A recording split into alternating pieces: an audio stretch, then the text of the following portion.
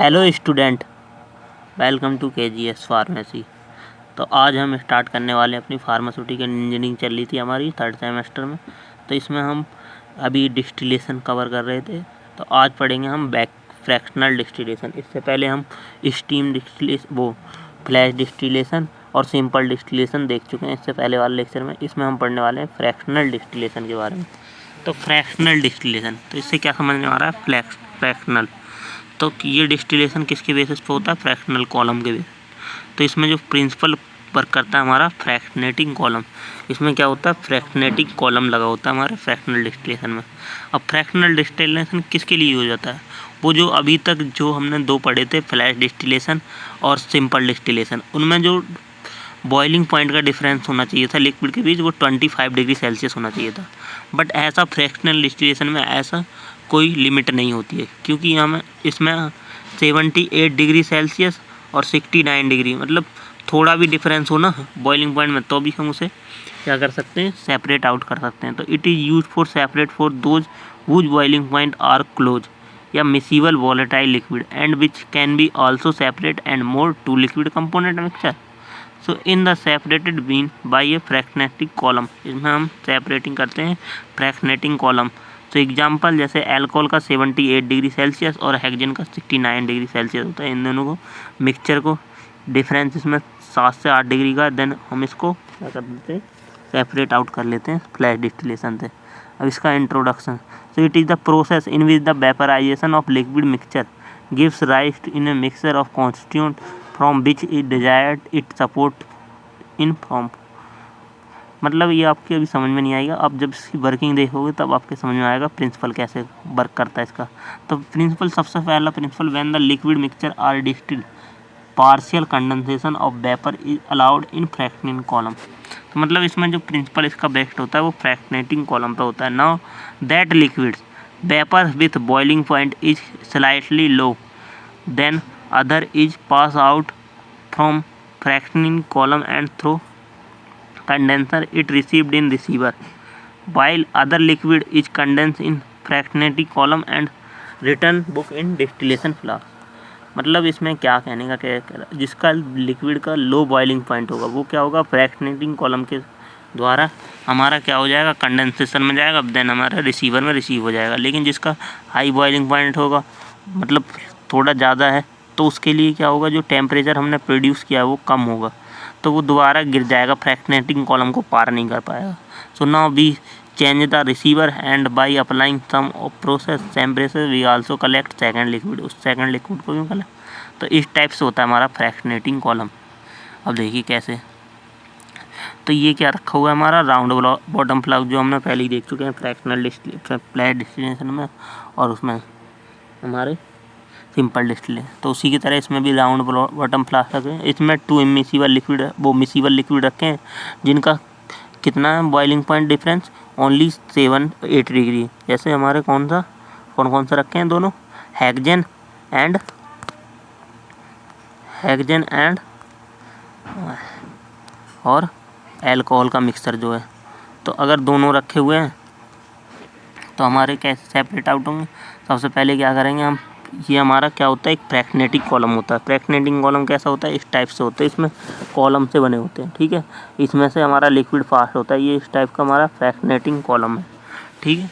तो इसमें से क्या होता है, जब हम इस लिक्विड को बॉईल करते हैं इसमें हमारे RBF में, देन क्या होता है, जो जिसका दोनों लिक्विड क्या करते हैं? एक साथ वेपर में कन्वर्ट होते हैं। जैसे मान लो हमारे ये एक का 78 है और एक का 69 है, तो दोनों के लिए बॉईल होने के लिए 80 डिग्री टेम्परेचर हमारा क्या होगा? एक डिफाइंड टेम्परेचर होगा। तो इस पर जब हमने इसे 80 डिग्री टेम्परेचर दिया तो दोनों लिक्विड एक साथ बॉईल होंगे और दोनों वेपर्स में कन्वर्ट होंगे। तो तब क्या होगा? दोनों लिक्विड के वेपर्स इस फ्रैक्शनेटिंग कॉलम में जाएंगे। तो फ्रैक्शनेटिंग कॉलम में क्या होगा? इन दोनों के बीच में रेसिंग होगी। तो दोनों के वेपर्स, जिसका हल्का, मतलब जिसका लो बॉइलिंग पॉइंट होगा, वो तो और दूर तक जा पाएगा, मतलब वो ज़्यादा दूर तक ट्रैवल कर पाएगा। मतलब ऐसे समझिए, जो हल्का होता है, कोई हल्की चीज़ होती है, अगर जिसका मान लो कोई डेंसिटी है लिक्विड वाला, अगर वो गाढ़ा है तो कम दूर तक फ्लो करेगा, और कोई मतलब जिसकी डेंसिटी बिल्कुल लो है तो पतला है, वो बहुत दूर तक फ्लो करेगा। तो ऐसे ही इसमें होता है। तो जिसके वेपर्स का लो बॉइलिंग पॉइंट होता है, मतलब हमारा लो बॉइलिंग पॉइंट वाला वेपर्स वाला कौन सा है, जिसका 69 है। 69 डिग्री टेम्परेचर वाला हमारा जल्दी यहाँ से पार हो जाएगा फ्रैक्शनल कॉलम से, और जिसका मतलब 78 है तो वो क्या होगा 80 डिग्री उसे के लिए क्या होता है, कम टेम्परेचर होता है, वो इतने दूर तक ही 80 डिग्री टेम्परेचर मेंटेन कर पाएगा, देन फिर वापस इसी में ही आ जाएगा। ठीक है, तो देन जो लिक्विड पास हुआ है वो कंडेंसर के द्वारा कंडेंस कर लिया जाएगा, ठंडा कर लेंगे, फिर उसे हम लिक्विड फॉर्म में ले लेंगे, जो हमारा वेपर्स फॉर्म हुए कन्वर्ट हो। देन यही हमारे फ्रैक्शनेटिंग कॉलम होता है, इसमें थर्मोमीटर लगा रहता है जो टेम्परेचर डिफाइन करता है। तो बस इसमें मेन रोल सिर्फ फ्रैक्शनेटिंग कॉलम का रहता है जो लिक्विड मिक्सचर को अलग करता है। ठीक है, सो इन सम सैंपल डिस्टिलेशन, इन सम सैंपल, ये हमारा क्या होता है, सैंपल डिस्टिलेशन के सेम होता है। वन बर्नर होता है, इसमें राउंड बॉटम फ्लास्क होता है, कंडेंसर रिसीवर लगा होता है, बट ओनली एक ही डिफरेंस होता है इसमें, क्या होता है कि इसमें फ्रैक्शनेटिंग कॉलम लगा होता है, बस यही हमारा डिफरेंस होता है, एंड राउंड बॉटम फ्लास्क। ठीक है, फ्रैक्शनेटिंग कॉलम लगा होता है between round bottom flask and condenser के बीच में, तो यही बस इसका मेन डिफरेंस है। अब इसकी मेथडोलॉजी क्या होती है हमारी फ्रैक्शनल डिस्टिलेशन की, तो first fill the mixture of 2 immiscible liquid alcohol plus hexane in round bottom flask. सबसे पहले क्या करते हैं, 2 मिसिबल लिक्विड जो होते हैं ना, उनका हम राउंड बॉटम फ्लास्क में फिल करते हैं। तो इसका मतलब मेथडोलॉजी क्या है, सबसे पहले हमने इसमें राउंड बॉटम फ्लास्क में लिक्विड डाला, देन हमने 2 मिक्सर लिक्विड डाले, देन हम उसमें हीट देंगे उसके मतलब बॉइलिंग पॉइंट तक, जितने पर 80 डिग्री दी, अगर हमारा इनका 78 है, किसी का 69 है, देन हम क्या करेंगे, उसकी हीट देने के बाद क्या होगा, वो यहाँ से दोनों के वेपर्स कन्वर्ट होंगे, देन वेपर्स क्या होंगे हमारे फ्रैक्शनेटिंग कॉलम से क्या होंगे, टकराएंगे, टकराने से क्या होंगे, जिसके लो मतलब वेपर प्रेशर, वो वेपर्स का लो बॉइलिंग पॉइंट होगा वो जल्दी पार हो जाएगा फ्रैक्शनेटिंग कॉलम से, और जिनका हाई होगा वो इन फ्रैक्शनेटिंग कॉलम से टकरा के नीचे वापस लिक्विड में कन्वर्ट हो जाएंगे वेपर्स, और जिनके वेपर्स वो लो बॉइलिंग पॉइंट वाले वेपर्स क्या होंगे, कंडेंसर में जाके कंडेंस हो जाएंगे और लिक्विड में कन्वर्ट हो जाएंगे, यहाँ से हमें प्योर फॉर्म मिल जाएगा। ठीक है, सो इट इज़ द सेम, ऐसे सैंपल डिस्टिलेशन होता है हमारा, सैंपल डिस्टिलेशन की तरह ही होता है।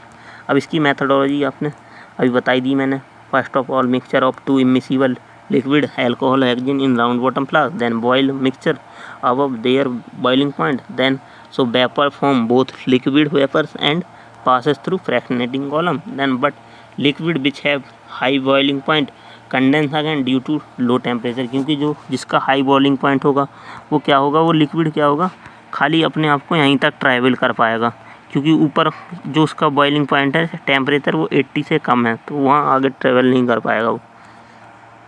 ठीक है, यही यहाँ लिखा हुआ है। ठीक है, तो again due to low temperature but low boiling point वाला लिक्विड क्या होगा, इजीली पास हो जाएगा कंडेंसर से, एंड देन रिसीवर में हम उसे रिसीव कर लेंगे। अब इसका यूज कहाँ होता है हमारे फ्रैक्शनल डिस्टिलेशन का, तो ये यूज फॉर दो liquid mixture whose boiling point is not for different, जिनका बॉइलिंग पॉइंट डिफरेंट नहीं होता है, मतलब जैसे बेंजीन का 80.1 डिग्री सेल्सियस एंड एल्कोहल का 78 डिग्री सेल्सियस, तो दोनों मिक्सचर को कैसे अलग करोगे, तो इसी फ्रैक्शनल डिस्टिलेशन के द्वारा। ठीक है, और एसीटोन 56 डिग्री सेल्सियस और मिथाइल अल्कोहल या मेथनॉल का हमारा 65 डिग्री सेल्सियस, तो इनमें 10 डिग्री का डिफरेंस है ओनली। तो इसको अलग करने के लिए जैसे एयर में oxygen 180 degree Celsius plus nitrogen 196 degree Celsius, और ऑर्गेनिक वो आर्सेनिक हमारी कितनी होती है 186 डिग्री सेल्सियस आर्नियस, तो इन गैसों को भी हम इससे अलग कर सकते हैं। ठीक है, तो ये होता है हमारा फ्रैक्शनल डिस्टिलेशन। अब आता है डिस्टिलेशन अंडर रिड्यूस प्रेशर। तो जो फ्रैक्शनल डिस्टिलेशन होता है it use to separate out component from दो तीन मिक्सचर, मतलब जिन मिक्सचर में कम बॉइलिंग पॉइंट डिफरेंस होता है। अब देन आता है डिस्टिलेशन अंडर रिड्यूस प्रेशर। तो डिस्टिलेशन अंडर रिड्यूस प्रेशर से क्या समझ में आता है, डिस्टिलेशन अंडर रिड्यूस प्रेशर को कम कर दिया जाता है डिस्टिलेशन में, तो इसे हम वैक्यूम डिस्टिलेशन भी कहते हैं। अब वैक्यूम क्या होता है, किसी का भी कोई भी एरिया है, मान लो यहाँ पर जैसे कोई एरिया है, तो वहाँ पर क्या होता है एक एटमॉस्फेरिक प्रेशर होता है और एक खुद का उस एरिया का प्रेशर होता है। तो जब एटमॉस्फेरियर प्रेशर और प्रेशर एरिया का प्रेशर बराबर हो जाता है, उस क्या होता है हमारा, वो हमारा क्या हो गया वैक्यूम। तो यहाँ पे हम क्या कर देते हैं, इसे एटमॉस्फेयर प्रेशर और एरिया के प्रेशर के बराबर कर देते हैं। तो ये हमारा वैक्यूम क्रिएट हो जाता है। तो in this form process in which a liquid is boiled convert into vapour at temperature lower than it's boiling point, मतलब उससे कम बॉइलिंग पॉइंट पर हम वेपर्स में कन्वर्ट कर देते हैं बाई थ्रू वैक्यूम के द्वारा। वैक्यूम से क्या होता है कि वैक्यूम जैसे ही हम जो प्रेशर होता है वो डायरेक्टली टेम्परेचर के इन प्रोपोर्शनल होता है, P directly proportional to temperature. तो क्या होगा, जैसे ही हमने प्रेशर कम किया वहाँ का वैक्यूम के द्वारा हम क्या कर देते हैं, प्रेशर डिक्रीज कर देते हैं। तो प्रेशर डिक्रीज करेंगे तो टेम्परेचर भी डिक्रीज होगा।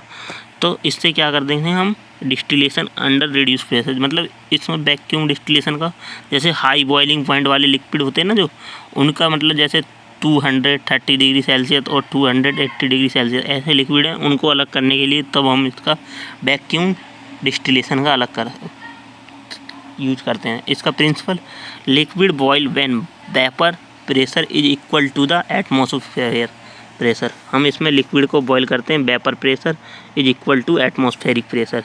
If the external pressure is reduce by applying vacuum, जो वेपर वो एटमॉस्फेरिक प्रेशर वो रिड्यूस किया जाता है वैक्यूम के द्वारा, then boiling point of liquid is lowered, जिससे क्या हो जाता है, अंदर हम प्रेशर क्या कर देते हैं, रिड्यूस कर देते हैं जैसे, फिर उससे क्या होता है, बॉइलिंग पॉइंट जो होता है लिक्विड का वो लो हो जाता है, और फिर उसे लोअर टेम्परेचर, तो देन जिसका लोअर टेम्परेचर होगा वो जल्दी क्या होगा, वेपर में कन्वर्ट हो जाएगा और वो हम डिस्टिलेट निकाल लेंगे।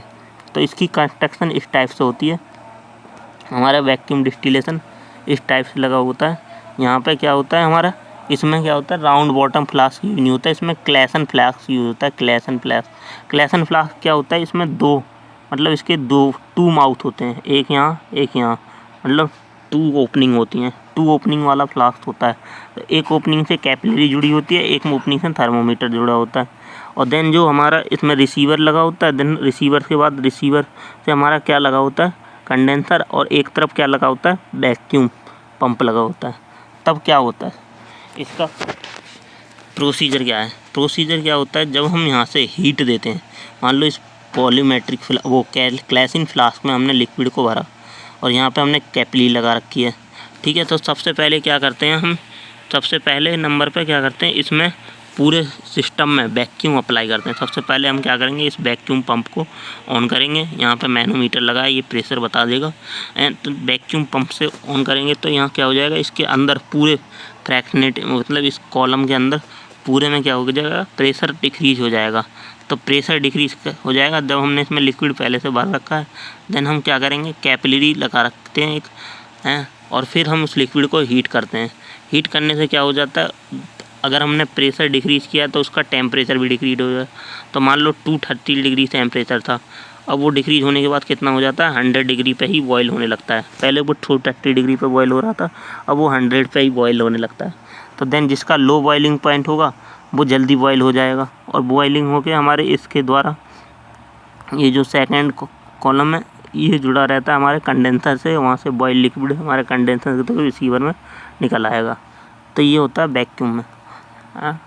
तो इसकी methodology, firstly take liquid and fill it up the half of flask volume and above avoid pumping process, mix same amount of propylene in, मतलब अवॉइड करने के लिए इसमें क्या करते हैं हम, अगर इसमें प्रेशर हमारा मतलब कोई भी गड़बड़ी होती है अगर प्रेशर में, तो हम क्या करते हैं, उस प्रेशर को इक्वल कर देते हैं एटमॉस्फेरिक प्रेशर, किसके थ्रू, कैपिलरी के थ्रू। ये कैपिलरी इसीलिए इसमें लगाई जाती है हमारी, ठीक है।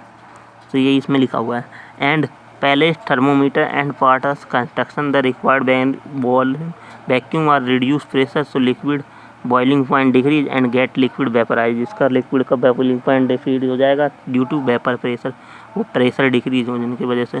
सो now vapours passes through condenser and pure liquid is collected in receiver. Then uses क्या क्या है हमारे इसके, तो ये यूज होता है for the construction of extract containing thermolabile constitute with the sensitive to heat, जो हीट के लिए सेंसिटिव होते हैं, ऐसे मटेरियल हीट सेंसिटिव मटेरियल या थर्मोलेवाइल मटेरियल जो होते हैं उनके लिए हम ये हमारा जो होता है reduce pressure, under reduce pressure distillation, ये बिल्कुल सही होता है उसके लिए। और order to there prevent destruction, मतलब ये बचाता है कि उसकी डिस्ट्रक्शन ना हो, and it use for separating substance which is undergo decomposition. जो सब्सटेंस क्या होता है वाटर के साथ डीकम्पोजिशन हो जाता है when heated under normal atmospheric pressure, जैसे ग्लिसरॉल 290 डिग्री सेल्सियस होता है। और थर्मोलेवाइल क्या होते हैं, जैसे एंजाइम, विटामिन और ग्लिसराइड, इन सबको सेपरेट आउट करने के लिए हम इसका यूज़ करते हैं, ठीक है। देन डिसएडवांटेज क्या है हमारे इसके, इन दिस डिस्टिलेशन फॉर्मिंग अकर, मतलब इसमें फॉर्म हो जाते हैं। जैसे हम इसमें अंडर रिड्यूस प्रेशर में क्या करते हैं, डिस्टिलेशन करते हैं, तो उसमें फॉर्म झाग से बनने लगते हैं। तो यही इसका सबसे बड़ा डिसएडवांटेज है बस। तो ये हो गया हमारा क्या, वैक्यूम प्रेशर और फ्रैक्शनल डिस्टिलेशन, ठीक है। तो वैक्यूम प्रेशर के द्वारा डिस्टिलेशन किया, फ्रैक्शनल। अब नेक्स्ट में देखेंगे हम दो और बचे हमारे, कौन से, स्टीम डिस्टिलेशन और मॉलिक्यूलर डिस्टिलेशन। Thank you.